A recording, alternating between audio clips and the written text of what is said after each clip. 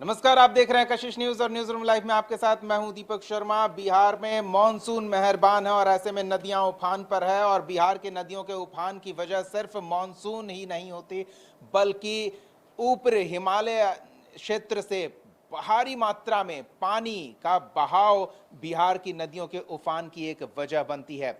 आपको बता दें, ये तस्वीरें पटना की आपको हम दिखा रहे हैं, गंगा की ये तस्वीरें दिखा रहे हैं और पटना में खतरे के निशान के बेहद करीब पहुंच चुकी है गंगा।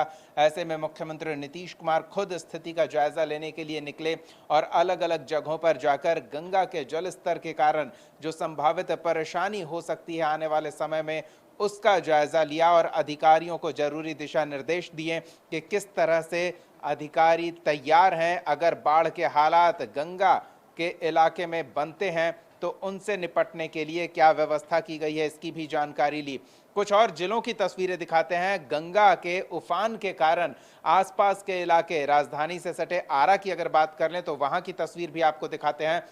वहां गंगा में उफान के कारण कटाव का खतरा बढ़ गया है और कई गांव के लोग अब इस डर के साए में हैं कि गंगा के तेज धार में न जाने कब उनकी संपत्ति, उनके खेत, उनके मकान सब दह जाएं, सब बह जाएं और परेशानी बढ़ गई है। क्या कह रहे हैं ग्रामीण, एक बार वो सुनिए।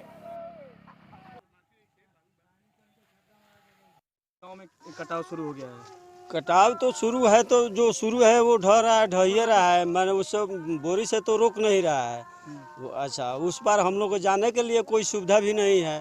तकनीकी टीम से जानकारी लेकर, सुझाव लेकर यहाँ पे बम्बू पाइलिंग का काम करवाए हैं, देख रहे हैं। बम्बू पाइलिंग का काम हुआ है।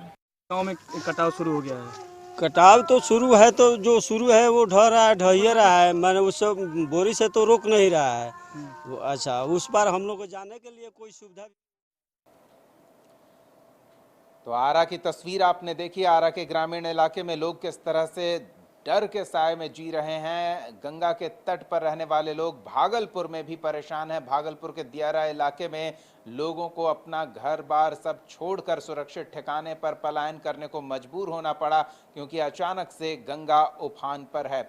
और पटना से मुख्यमंत्री और पूरा सरकारी अमला हर स्थिति पर नजर बनाए हुए है। हमारे सहयोगी प्रीतम हमारे साथ जुड़ेंगे, हम उनसे बेहतर समझने का प्रयास करते हैं कि गंगा के उफान की, अचानक इस उफान की क्या वजह है और इसको लेकर किस तरह की तैयारी है। प्रीतम, गंगा उफान पर है, क्या स्थिति है? आप खुद अलग अलग इलाकों में तटों पर गए थे, पहले स्थिति के बारे में जानकारी चाहेंगे। हाँ, देखिए सबसे पहली बात ये है दीपक कि ये अच्छा लग रहा है कि लगातार बिहार में बारिश हो रही है, जिसकी काफ़ी ज़रूरत थी। खुद जो डेटा सरकारी जो कृषि विभाग ने कहा था कि 30% मानसून में बारिश कम हुई है जुलाई के महीने में। अगस्त के पहले हफ्ते में बारिश हो रही है तो अच्छी बात है, लेकिन कुछ इलाके ऐसे हैं जैसे कोसी के इलाके हैं, खगड़िया, सहरसा, इसके अलावा कटिहार, सुपौल, यहाँ पे चूंकि नेपाल बिल्कुल सटा हुआ है, वहाँ से जो पानी आता है वो वहाँ जो बारिश होती है वो सीधे सीधे इलाके प्रभावित होती है।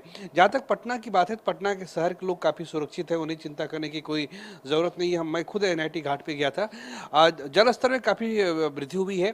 पूरा मतलब कि पटना से लेकर हाजीपुर के बीच जो पूरा जो गंगा नदी है, आप उसको कोई भी देख के महसूस कर सकता है कि पानी काफ़ी संख्या में आया है। लेकिन और आसपास के जो इलाके हैं, जो लोग गंगा में अपना मकान आशियाना बना कर रहते हैं, ऑटोमेटिक वो डूब वाले इलाके में आते हैं। लेकिन इसके बावजूद जो है पटना को गंगा से कोई खतरा नहीं है। आरा, बक्सर में भी ठीक ठाक पानी का स्तर है और दक्षिण बिहार तो वैसे ही उसमें कोई दिक्कत नहीं है। चलिए, तो मुख्यमंत्री खुद नजर रखने के लिए निकले हैं। मुख्यमंत्री ने क्या देखा, अधिकारियों से क्या जानकारी ली और क्या दिशा निर्देश दिए, ये भी जानना चाहेंगे। सबसे बड़ी बात यह है कि मुख्यमंत्री चूंकि काफ़ी संवेदनशील हैं और चूंकि राज्य के मुखिया हैं, तो उन्होंने उनके साथ पटना के DM मौजूद थे, सारे आपदा प्रबंधन विभाग के लोग मौजूद थे। आपदा प्रबंधन विभाग को कहा गया है खासकर जो कोसी वाले इलाके हैं वहाँ पे 24 घंटे नजर रखने के लिए, और अगर बारिश एकाएक कहीं होती है, बांध टूटता है या फ्लाईओवर किसी तरह का कोई नुकसान होता है या नए हिस्सों में पानी आता है बाढ़ का, तो जो लोग हैं उनको सुरक्षित जगहों पे पहुंचाया जाए, माइकिंग की जाए और आने जाने की सुविधा दी जाए। 24 घंटे किचन की व्यवस्था की जाए ताकि लोग खान पान कर सके, उन्हें कोई भोजन की दिक्कत ना हो। आज मुख्यमंत्री ने खुद पटना के अलग अलग हिस्सों का जायजा लिया है और वो एक तरीके से संतुष्ट दिखे हैं और हमें उम्मीद करनी चाहिए कि सब कुछ ठीक ठाक रहेगा। चलिए, वो तब रहेगा जब गंगा अपना रौद्र रूप नहीं दिखाती है और नेपाल में भी कम से कम मॉनसून उस स्थिति में नहीं आती है। लेकिन एक चीज़ और समझना चाहेंगे, पटना की एक बड़ी परेशानी रही है।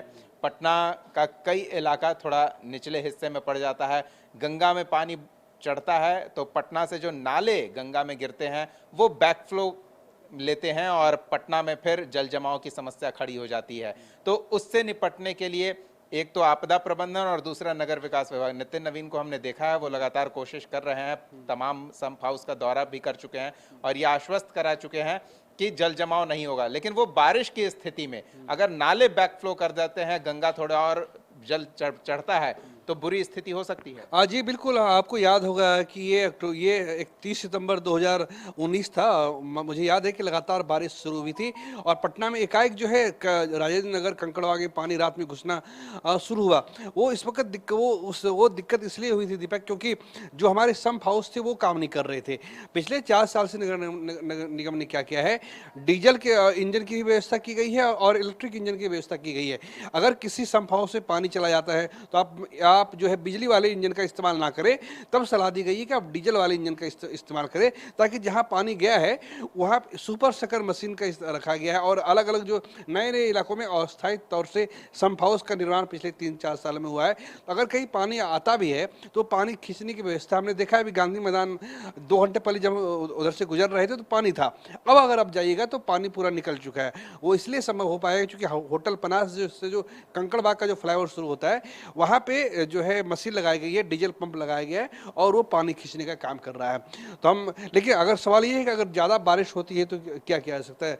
हमें लगता है कि जो मौसम विभाग ने जो आशंका जताई है कि 2-3 दिन तक लगातार बारिश होगी और हम उम्मीद करते हैं कि ठीक होना चाहिए सब कुछ। चलिए, उम्मीद पे दुनिया कायम है। एक चीज़ और समझना चाहेंगे, राजधानी की स्थिति पर हमने विस्तार से बात कर ली, लेकिन जो अन्य गंगा के तटों पर बसने वाले जिले हैं, ग्रामीण इलाके खासकर, वहाँ अधिकारियों की पहुँच भी बहुत मुश्किल होती है और वहाँ कटाव तेजी से हो रहा है। तो क्या लगता है कि राजधानी के साथ साथ जिला मुख्यालय भी सतर्क होगा? देखिए, इस मामले में जो आपदा प्रबंधन विभाग है उसको सचेत रहने की जरूरत है, क्योंकि जैसे कुछ इलाके में क्या होता है कि 2 महीने 3 महीने जब तक पानी रहता है तो लोग नहीं रहते हैं, लेकिन जैसे ही पानी छोड़ के गंगा अपनी पुरानी जगह पहुंचता है तो लोग वहां पे रहना शुरू कर देते हैं। सबसे ज़्यादा खतरा ऐसे ही लोगों को होता है। आपदा प्रबंधन विभाग को ये देखना होगा कि जो माइकिंग की व्यवस्था हो, सुबह शाम उसका अमला जो है, जो कंट्रोल रूम की जो व्यवस्था की गई है आपदा प्रबंधन विभाग में, वो कंट्रोल रूम काम करता रहे। और अगर कहीं पे अगर चूंकि ज़्यादा बारिश होगी तो ऑटोमेटिक जो है पानी आपको बिजली की सप्लाई रुकनी होगी। तो अगर बिजली की सप्लाई रुकती है तो रात के समय में जो पंचायत भवन है, जो सामुदायिक भवन है, वहाँ पे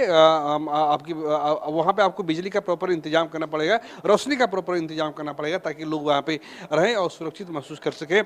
पूर्णिया, कटिहार, दरभंगा, सुपौल, मधेपुरा, भागलपुर का जो कोसी का इलाका है ये काफ़ी प्रभावित रहा है इन सब चीज़ों से। तो यहाँ पे थोड़ी जो है एहतियात, अतिरिक्त जो है सावधानी बरतने की जरूरत है। मतलब अब तक जो कोसी बेल्ट पर फोकस था, अब गंगा बेल्ट पर भी फोकस देना जरूरी हो गया है, जो स्थिति दिख रही है। जी बिल्कुल बिल्कुल, क्योंकि कोसी तो वैसे भी जैसे ही जून का महीना खत्म होता है तो हम देखते हैं कि असम का इलाका, बिहार का कुछ इलाका जो है उससे बाढ़ की खबरें आने लगती है।